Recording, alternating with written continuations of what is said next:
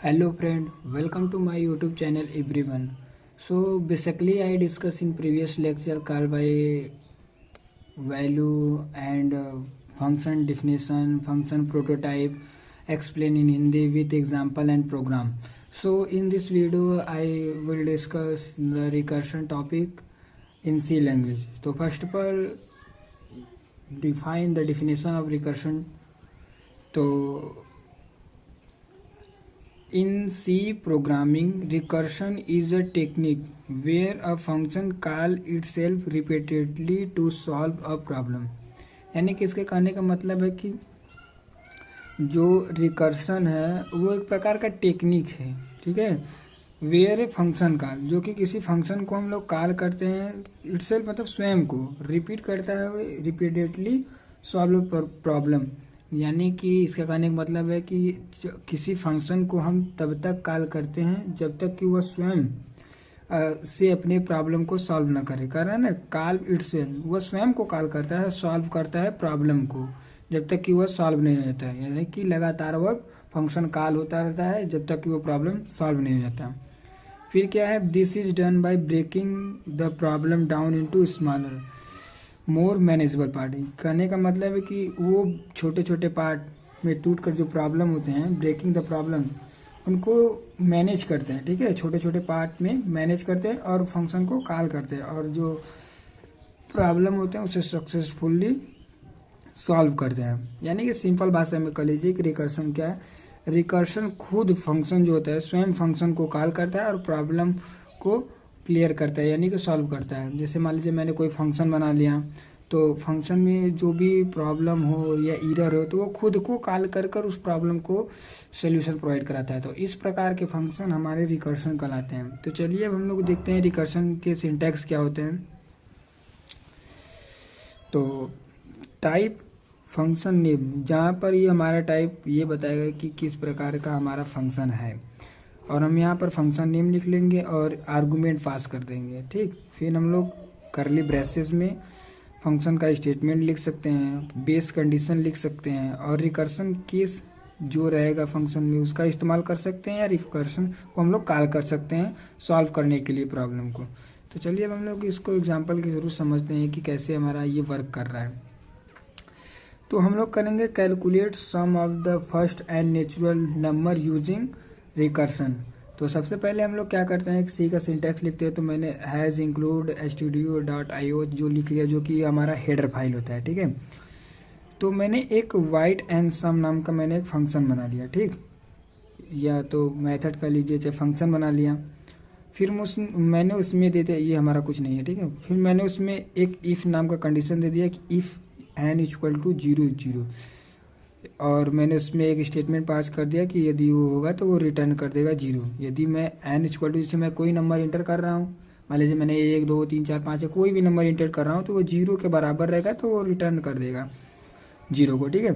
फिर मैंने उसी के अंदर एक स्टेटमेंट दे दिया कि जो हमारा रिजल्ट आएगा, पहले नंबर तो मैंने इंटीजर डिक्लेयर कर दिया, और जो हमारा रिजल्ट आएगा वो रहेगा जो मैंने नंबर इंटर किया। जैसे मैंने n नंबर इंटर करा दिया और मैंने n जो है फंक्शन बनाया उसको मैंने n-1 कर दिया। अभी मैं बताऊंगा कि प्रोग्राम कैसे मेरा वर्क कर रहा है।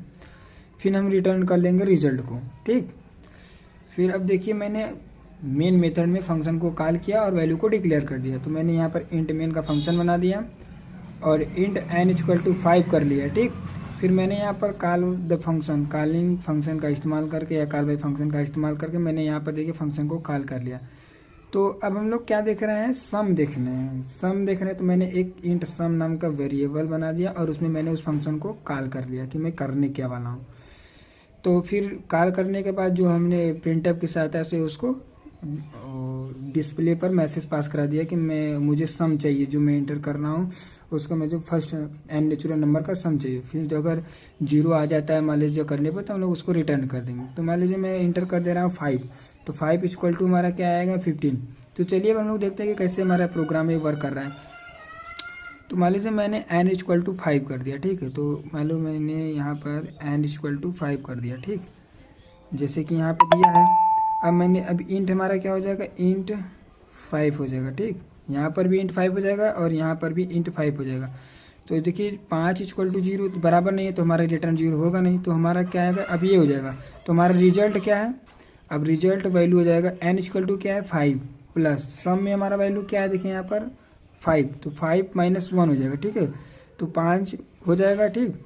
अब ये तो हमारा 5 था, n जो सम नाम का वेरिएबल है, अब हम लोग उसमें n माइनस 1 करें तो ये 4 हो जाएगा, और ये हमारा क्या था 5, तो 5 प्लस क्या हो जाएगा 9, ठीक, 9 हो गया, और हमने उसको रिटर्न रीजन में कर दिया, तो हमारा यहाँ पर वैल्यू क्या हो गया 9, ठीक।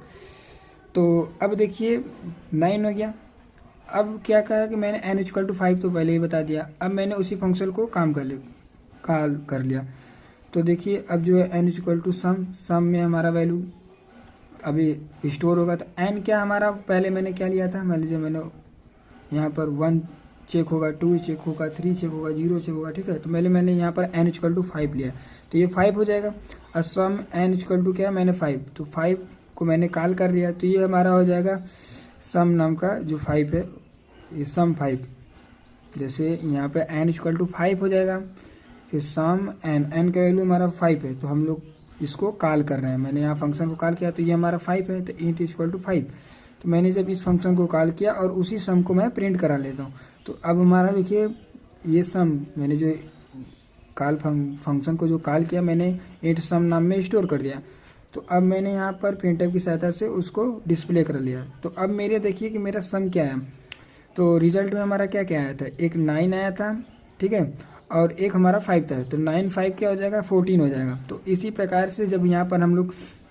मान लीजिए कि 1 2 3 4 5 ये कंडीशन हमारा चेक होगा ना, एक n इक्वल टू 1 रखेगा, 2 रखेगा, 3 रखेगा, 4 रखेगा, 5, क्योंकि हम लोग प्रोग्राम देख रहे हैं फर्स्ट एंड नेचुरल नंबर का, तो ये मैंने ये 5 को बता दिया, तो 5 को मेरा 9 आया था, जैसे मैं 1 का रखता, 2 का रखता, 3 का रखता, 4 का रखता, तो हमारा इस प्रकार का था, जैसे 1 हो जाता, प्लस 2 हो जाता, प्लस 3 हो जाता, प्लस 4 हो जाता, प्लस 5 हो जाता, ठीक। तो ये जो मैंने 5 इंटर किया तो ये हमारा जो है 4 प्लस 5 9 आ गया रिजल्ट, ठीक है। तो इसी प्रकार में फिर वो 3 को चेक करता है तो 3 और 9 3 13 हो जाता है, फिर 2 को चेक करता है तो 13 9 3 12 हो जाता है, फिर 2 को चेक करता है तो 14 हो जाता है, 1 को चेक करता है तो 15 हो जाता है। तो ये जो हमारा इफ कंडीशन है वो हमारा पहले 0 के लिए होगा, फिर 1 के लिए होगा, 2 के लिए होगा, और 3 के लिए होगा, 4 के लिए होगा, फिर 5 को होगा, ठीक है। तो ये मैक्सिमम 5 तक जाएगा क्योंकि मैंने यहाँ पर n इक्वल टू 5 को डिक्लेयर कर दिया। तो इस प्रकार से हमारा प्रोग्राम कोड वर्क कर रहा है। यदि वीडियो में कोई भी डाउट हो तो आप कमेंट करें जिससे मैं आपको सोल्यूशन प्रोवाइड करा सकूं। यदि आप चाहते हैं कि ये जो कोड लिखा है इसको मैं रन करा कर भी दिखाऊं तो आप कमेंट जरूर करिएगा। यदि समझ में आ गया होगा तो कोई बात नहीं। यदि वीडियो अच्छी लगी हो तो चैनल को लाइक एंड सब्सक्राइब जरूर करें। यदि आप चैनल पर नए हो तो चैनल को सब्सक्राइब एंड वीडियो को अत्यधिक मात्रा में शेयर करें। धन्यवाद।